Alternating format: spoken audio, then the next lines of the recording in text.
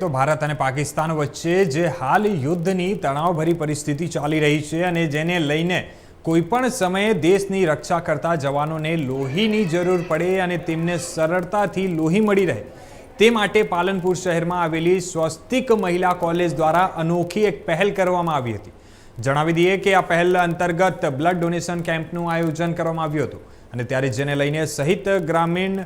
વિસ્તારોમાંથી મોટી સંખ્યામાં મહિલાઓ રક્તદાન કરવા માટે પહોંચ્યા હતા અને જ્યાં મહિલા કોલેજ દ્વારા 500 બોટલ રક્ત એકત્ર કરવાનો સંકલ્પ કર્યો હતો અને ત્યારે મહિલાઓ સહિત પુરુષો પણ મોટી સંખ્યામાં રક્તદાન કરવા માટે ઉમટી પડ્યા હતા અને જણાવી દઈએ કે દેશ સેવામાં પોતે ભાગીદાર બને અને તે હેતુથી ઉત્સાહભેર રક્તદાન કર્યું હતું।